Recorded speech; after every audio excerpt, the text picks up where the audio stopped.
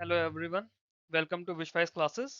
हम लोग UP cooperative bank 2026 के रिक्रूटमेंट के लिए मैनेजरल स्किल्स की वीडियो सीरीज शुरू करे हुए हैं, ये वाली जिसमें हम लोग मैनेजरल स्किल्स बैंकिंग के अब तक 4 यूनिट्स कर चुके हैं। सेशन 5 में हम लोग 5th यूनिट करेंगे जिसका नाम है डिसीजन मेकिंग।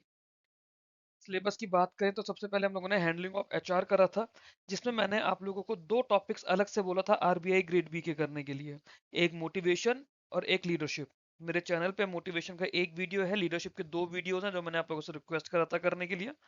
फिर हम लोगों ने पर हेड बिजनेस एंड प्रोडक्टिविटी के लिए पढ़ा था। फिर हम लोगों ने छोटे से वीडियो में स्ट्रेटजी को पढ़ा था क्योंकि स्ट्रेटजी में बहुत ज्यादा पढ़ने के लिए नहीं था।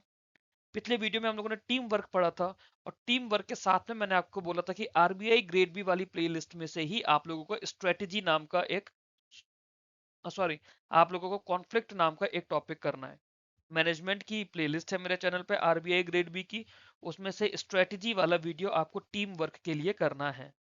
क्योंकि वो वीडियो ऑलरेडी करना है, चैनल पर अपलोडेड है, तो मैं अलग से उसका कंटेंट मैंने टीम वर्क के वीडियो में नहीं डाला। फिर अभी हम लोग कर रहे हैं डिसीजन मेकिंग, जो कि हमारा 5th वीडियो है। सबसे पहले बात करें डिसीजन मेकिंग होती क्या है। डिसीजन मेकिंग का बस सिंपल इतना सा मतलब है कि डिसीजन लेना is equals to decision making. जो भी हमारी एक्टिविटीज है, इंसान जो भी कुछ काम कर रहा है, हर चीज में कुछ ना कुछ चॉइस ले रहा है, कोई चॉइस होती है, उसमें से कोई एक चॉइस एक्सेप्ट करता है, उसे डिसीजन लेना होता है।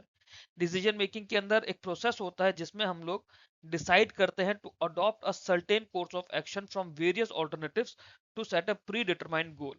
फॉर एग्जाम्पल, आपको दिल्ली से मुंबई जाना है, आपके पास मल्टीपल रास्ते हैं कि आप ट्रेन से जाओगे, फ्लाइट से जाओगे, बाई रोड जाओगे।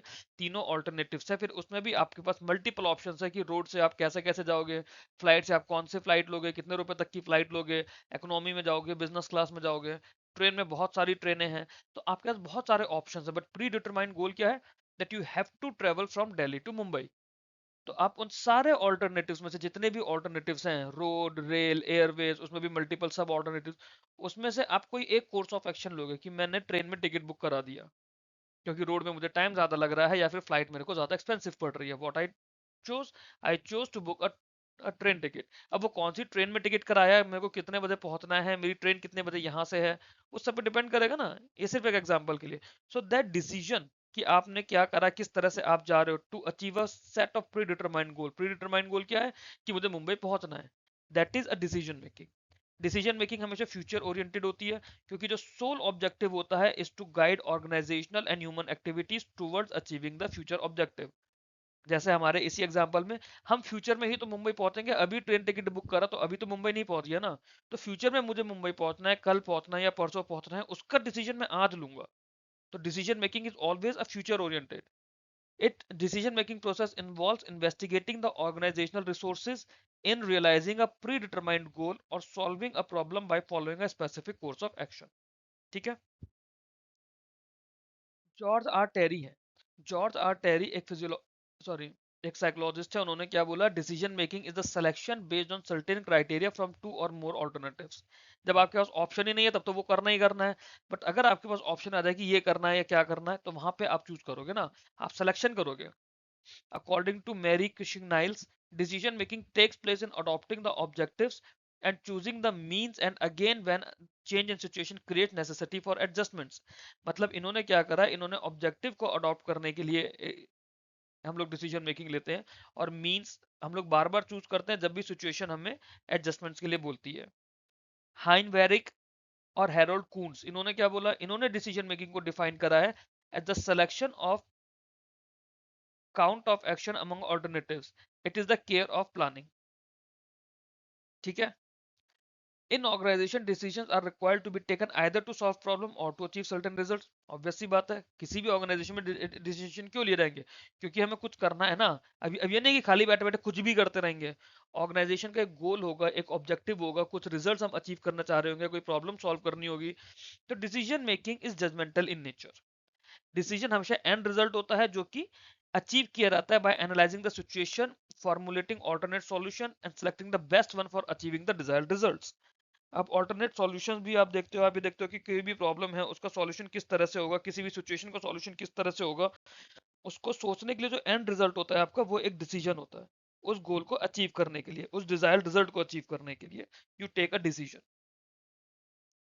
डिसीजन मेकिंग की कैरेक्टरिस्टिक्स क्या क्या होती हैं। ठीक है, सबसे पहले हम इसमें process of selecting course of action देखते हैं। Decision making involve selection of particular course of action. ठीक है, कोर्स ऑफ एक्शन को हमें सेलेक्ट करना है, उसका प्रोसेस होता है। तो decision making involve selection of a particular course of action among the available options. हमारे पास बहुत सारे ऑप्शंस अवेलेबल होंगे, उसमें से कोई पर्टिकुलर कोर्स ऑफ एक्शन को हमें सेलेक्ट करना है। The process of decision making is carried out only when problem has more than one solution. अगर मैं आपको मान लो दिल्ली से मुंबई जाना है और मैं आपका ट्रेन टिकट कराकर बोल रहा हूँ कि ये लो टिकट, आपको कल दिल्ली से मुंबई जाना है, तो आप उसी टिकट से जाओगे, आपके पास ऑप्शन नहीं है। और अगर मैं बोलूँ कि आप देख लो कैसे जाओगे, टिकट आपको अपने आप कराना है, पूरा पैसा आपका रियम्बर्स हो जाएगा, और मैंने आपको लिमिट बता दी कि 15,000 रुपए में आपको आना जाना करना है। अब आप उसमें रोड भी देख सकते हो, ट्रेन भी देख सकते हो, फ्लाइट भी देख सकते हो। Looks for the best possible path. Decision making involves evaluating all options and choosing the most appropriate one. It is a rational process and its steps are directed towards the achievement of organisational objectives. ठीक है, आपके पास जो भी option है आप उसमें से best possible option देखोगे ना। रैशनल प्रोसेस है, और ये आपको ये ध्यान रखना है कि आपका जो भी डिसीजन मेकिंग का काम है, it it is directed towards achievement of organisational objective. Decision making के अंदर हमेशा एक पर्पस होता है अचीव करने के लिए, और उस पर्पस को रियलाइज करना होता है। It involve series of steps to select the best course of action by analysing the available alternatives. अब दिल्ली मुंबई का तुमने छोटा सा दिया है, जब एक कंपनी में होता है उस समय तो बहुत, उसके अंदर तो बहुत सारी चीज होती है कि फॉर एग्जांपल कोई बैंक अगर अपनी एक वेबसाइट भी लॉन्च कर रहा है, उसमें बहुत सारे काम होते हैं कि उसकी साइबर सिक्योरिटी देखनी होती है, उसकी फायरवॉल देखनी होती है, बहुत कुछ देखना होता है। Intellectual process. डिसीजन मेकिंग अपने आप में एक इंटेलेक्चुअल प्रोसेस होता है, क्योंकि इसमें केयरफुल इवैल्यूएशन, डेलिब्रेशन और सिलेक्शन जैसे काम होते हैं। Hence it is a logical and intellectual exercise.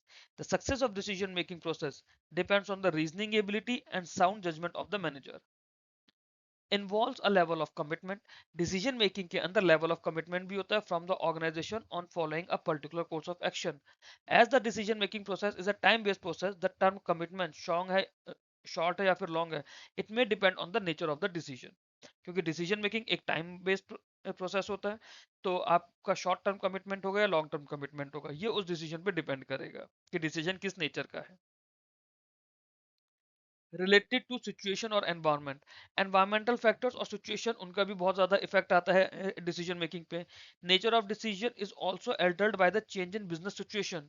Environment से यहाँ पे मतलब है बिजनेस सिचुएशन कैसी चल रही है। हो सकता है कि जो डिसीजन हो वो एक किसी सिचुएशन के लिए सूटेबल और दूसरे सिचुएशन के लिए सूटेबल नहीं हो सकता है ना। फॉर एग्जाम्पल आपको आपकी कंपनी में कोई प्रोजेक्ट खराब हो गया, अब आपको किसी के ऊपर रिस्पॉन्सिबिलिटी किसी के ऊपर रेस्पॉन्सिबिलिटी डालनी है ना।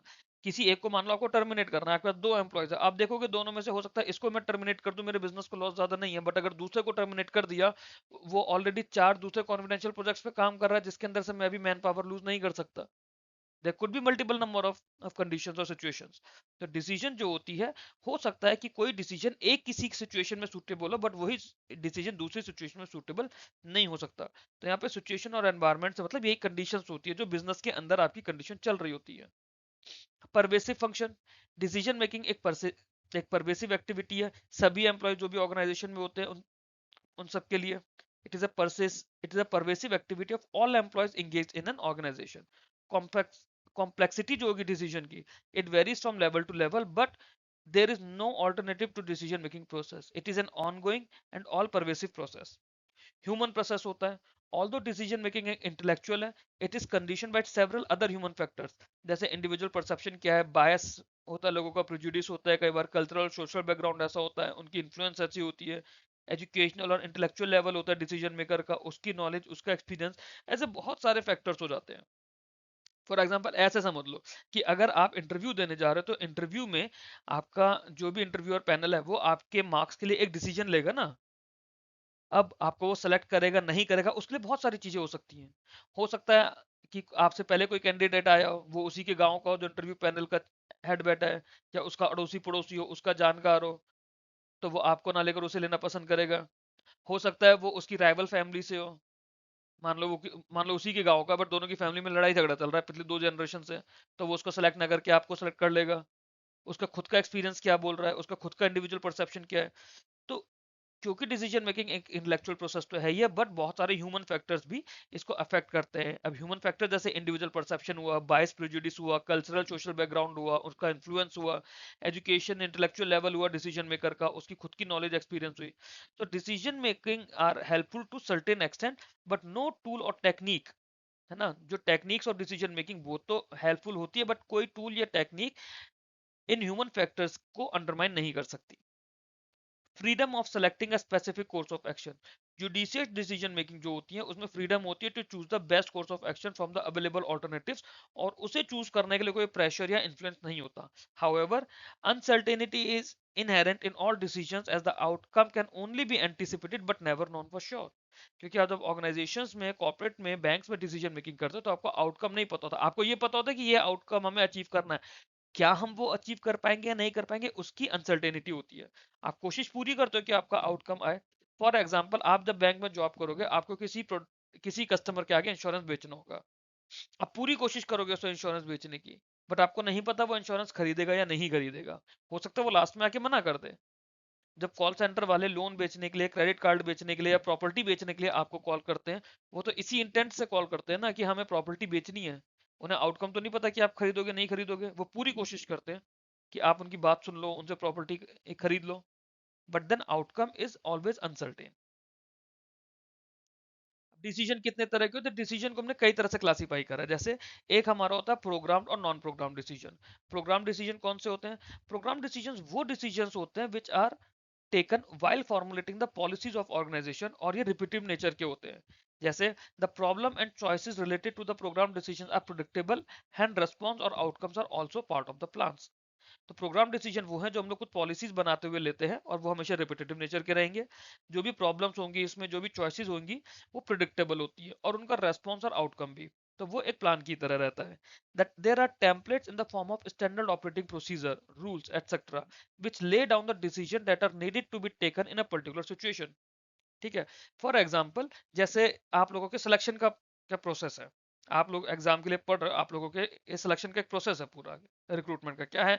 नोटिफिकेशन आएगा, मतलब सबसे पहले वैकेंसीज बनेंगी, नोटिफिकेशन आएगा, प्री एग्जाम होगा, मेंस एग्जाम होगा, depending on the number of candidate, जैसा कि नोटिफिकेशन में लिखा है। अगर नंबर ऑफ कैंडिडेट्स कुछ पर्टिकुलर थ्रेशोल्ड से ज्यादा हुए तो प्री भी होगा, अदरवाइज खाली एक सिंगल मेंस एग्जाम होगा। उसमें कंडीशन दी हुई है कि अगर प्री एग्जाम होगा तो दोबारा से उस एग्जाम की फीस ली जाएगी, क्योंकि फीस आपने खाली एक सिंगल एग्जाम की दी है।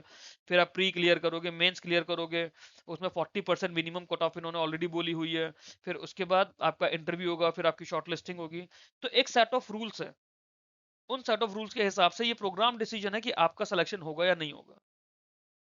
Example, employee orientation and verification procedure. These decisions have low impact and are taken by low level management without the involvement of the top level management।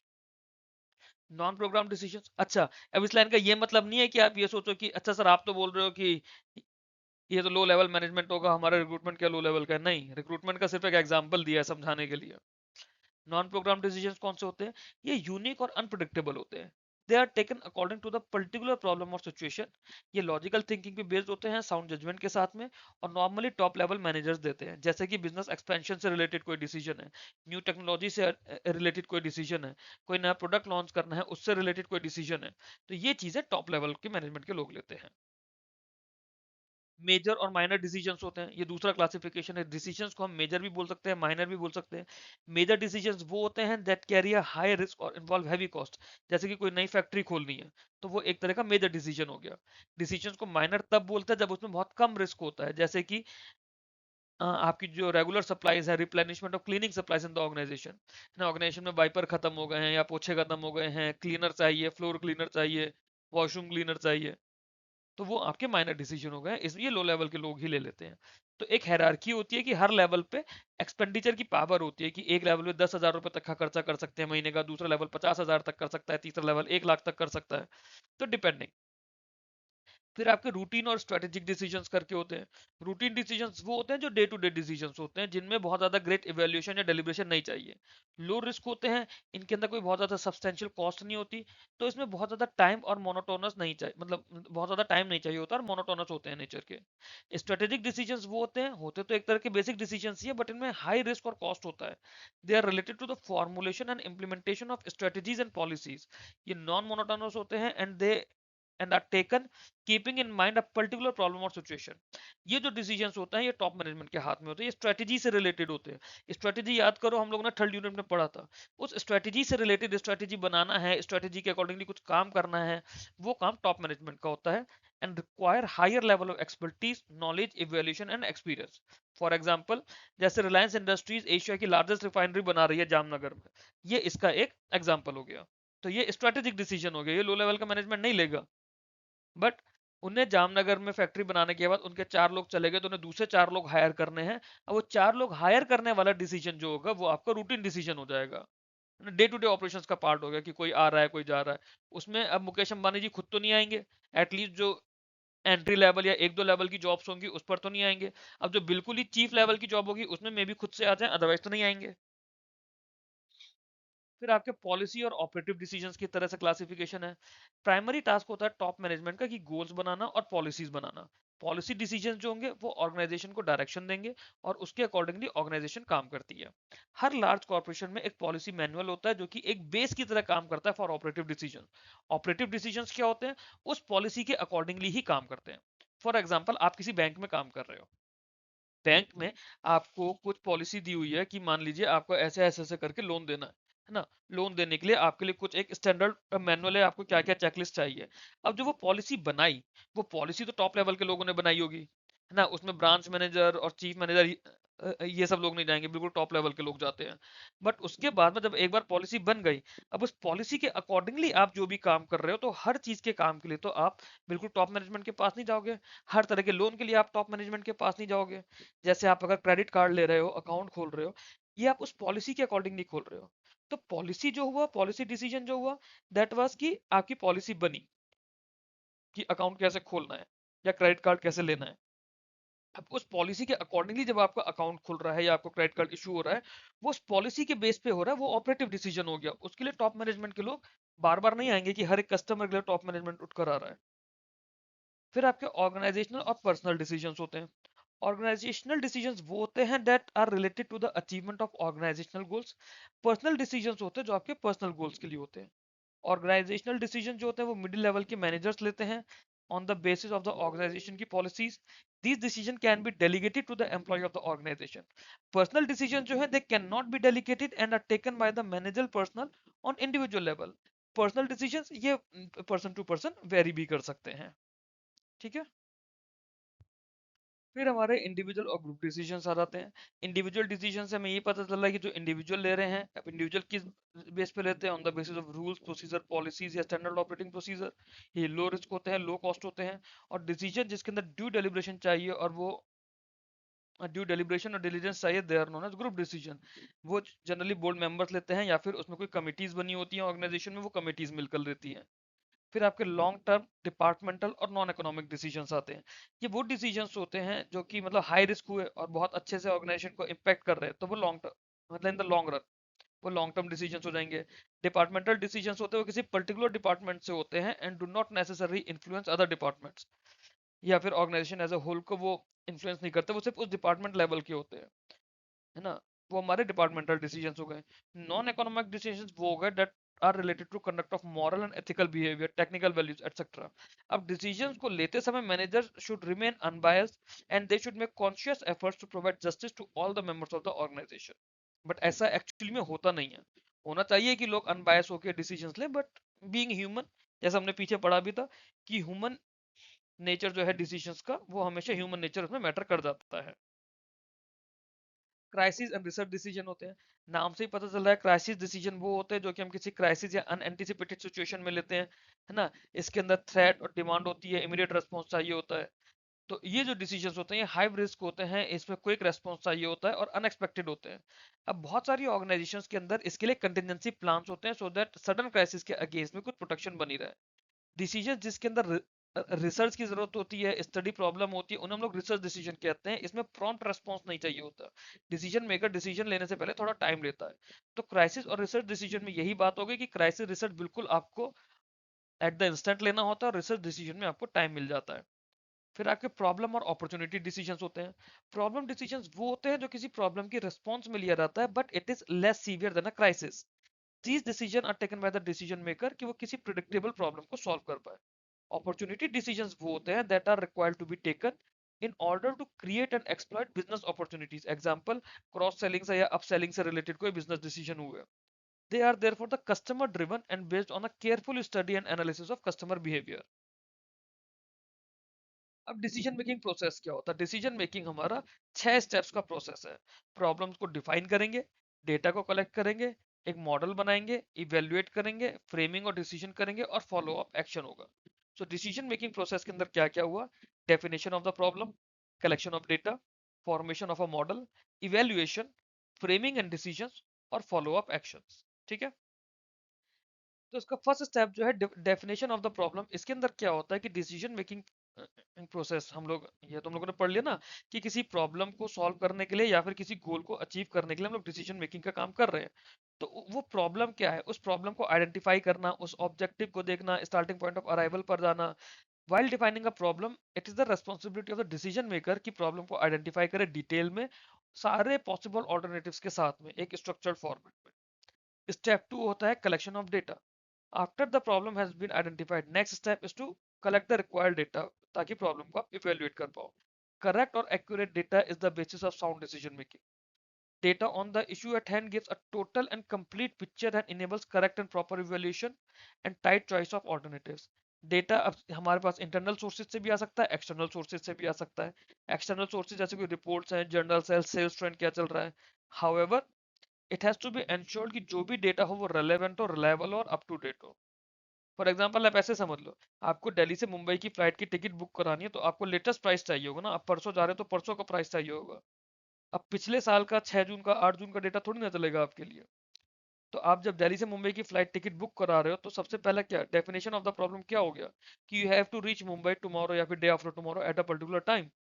फिर collection of data क्या आएगा कि कैसे जाओगे, उसके लिए आपका फ्लाइट का टिकट कितने का है, ट्रेन का टिकट कितने का, कौन सी फ्लाइट कौन सी ट्रेन कितने कितने का टिकट ले रही है, बाई रोड क्या तरीका है जाने का, कितने का फ्यूल लगेगा। ये सारा डेटा आप कलेक्ट करोगे। फिर formulation of a model. Model helps in evaluating alternatives. Based on the data available and possible scenarios, various alternative models are prepared to get real life feel and arrive at the best choice. अब आपके पास अब सारा data आ गया, से for example अपने मुंबई जाने का। अब आप ये देखोगे कि आपके पास कौन सा द मेथड बेस्ट है, उसमें आपकी रिक्वायरमेंट क्या है, आपको कब पहुंचना है, आपको किस टाइम तक पहुंचना है, आप कितनी देर का ट्रैवल कर सकते हो, आपका किस वे में कितना खर्चा लग रहा है। अपनी गाड़ी से जाओगे तो कितना खर्चा लगेगा, बस से जाओगे तो कितना लगेगा, कैब से जाओगे तो कितना टाइम लगेगा, कितना खर्चा आएगा। वो सब आपके मॉडल के हिसाब से है। फिर आपका इवेल्युएशन हो गया। इवेल्युएशन में क्या हो गया, जो मॉडल्स हमने फॉर्मुलेट करे, इवेल्युएट करे, है ना। अब उसमें से हम लोग, the decision maker must analyze the model on the basis of realistic components. Here the model and its assumptions are put to reality check for evaluating their utility and feasibility. अब आप देख अब आप देख पाओगे कि आपकी टाइमलाइन के हिसाब से कोई रास्ता जो सूटेबल आप देख रहे हो, क्या वो है भी पॉसिबल भी है। अब ऐसा तो नहीं कि आपने सोचा कि अच्छा मुझे तो कल सुबह कि मेरे को परसों सुबह पहुंचना है, मैं कल रात की ट्रेन करा लेता हूँ। बट क्या आप 8 घंटे में 10 घंटे में पहुंच पाओगे? पता चला ट्रेन ने ही आपकी 20 घंटे ले लिए। फिर framing a decision, evaluation of various models and the data eight hand. उसकी हेल्प से हम एक डिसीजन लेते हैं किसी पर्टिकुलर प्रॉब्लम का। वो डिसीजन जो कि ठीक है, आपने डिसीजन ले लिया कि ठीक है, मैं ट्रेन से ही जा रहा हूँ, रोड से नहीं जाऊंगा, फ्लाइट मेरे को बजट से ऊपर है, मैं फ्लाइट से भी नहीं जाऊंगा। तो quality of the decision depends on the reliability of the available data and also on the validity of the various developed models. Framing a decision, जरूरी नहीं है कि अगर ऑथेंटिक डेटा नहीं है तो पॉसिबल हो, तो पॉसिबल ही नहीं हो सकता कई बार। और उसके लिए फ्लेक्सिबल डिसीजन मॉडल्स भी होते हैं कई बार। फिर फॉलो अप एक्शन होता है। Perhaps the most important consideration in arriving at decision is anticipating its likely impact or reaction on the concerned areas. तो डिसीजन मेकर जो होगा यहाँ पे, उसके पास फॉलो अप प्लान होने चाहिए, स्ट्रेटेजीज होनी चाहिए कि इस डिसीजन को इम्प्लीमेंट करने पर कैसे करना है। फॉर एग्जाम्पल, आपको ट्रेन से जाना है तो आपको स्टेशन 10 मिनट पहले पहुंचना है। अगर आप फ्लाइट से जाते तो आपको को एयरपोर्ट 3 घंटे पहले पहुंचना होता। Strategies to counter reaction, both immediate and long term, have to be put in place. है ना। आपको इमीडिएट के लिए भी और लॉन्ग टर्म के लिए भी आपको स्ट्रेटेजी होनी चाहिए रिएक्शन को काउंट करने की। Decision making is a continuous process, as one decision often leads to a state जहां पे फर्दर डिसीजन की भी रिक्वायरमेंट होती है। तो ऐसा नहीं कि एक बार डिसीजन ले लिया और आपका काम खत्म। डिसीजन मेकिंग हमेशा एक कॉन्टिन्यूस प्रोसेस रहता है। अब हमारे पास टेक्निक्स हो गई डिसीजन मेकिंग की। डिसीजन मेकिंग की टेक्निक्स हमारे पास दो तरह की है, एक होती है क्वांटिटेटिव डिसीजन मेकिंग टेक्निक, दूसरी होती है क्वालिटेटिव। जो क्वांटिटेटिव डिसीजन मेकिंग टेक्निक्स होती है जैसे मार्जिनल एनालिसिस है, फाइनेंशियल एनालिसिस है, ब्रेक इवन एनालिसिस है, रेशियो एनालिसिस है, ऑपरेशन रिसर्च है या पेरेटो एनालिसिस है। क्वालिटेटिव डिसीजन मेकिंग में पेयर्ड कंपैरिजन एनालिसिस होती है, ग्रिड एनालिसिस होती है, फोर्स फीड एनालिसिस होती है, ब्रेन स्टॉर्मिंग होती है, नॉमिनल ग्रुप टेक्निक होती है और इंट्यूशन या फिर जजमेंट बेस्ड डिसीजन मेकिंग होती है। इसको हम लोग अब नेक्स्ट पार्ट के अंदर करेंगे। ठीक है, तो ये हमारा दो पार्ट का वीडियो बनेगा। फर्स्ट पार्ट हम लोगों ने कर लिया, सेकंड पार्ट में हम लोग इन्हीं सारी डिसीजन मेकिंग टेक्निक्स को, जो 12 टेक्निक्स हमने देखी हैं, उसे हम लोग डिटेल में करेंगे एक एक करके। यहाँ तक अगर आपको कोई भी डाउट है, कोई भी इशू है, ये मेरा टेलीग्राम ग्रुप है, इसको आप लोग ज्वाइन कर लीजिए। अगर आप तक ज्वाइन नहीं करा, यहाँ पे आप लोग स्क्रीनशॉट लेकर उस पॉइंट का मेरे को आप स्क्रीनशॉट भेज दीजिए। जो भी उससे रिलेटेड एक्सप्लेनेशन है जो आपको नहीं समझ आया हो, आप मेरे को बताइए, मैं आपको टेलीग्राम ग्रुप पे सेपरेटली बता दूंगा। That's all in this video. Thanks for watching this. Keep learning, keep growing.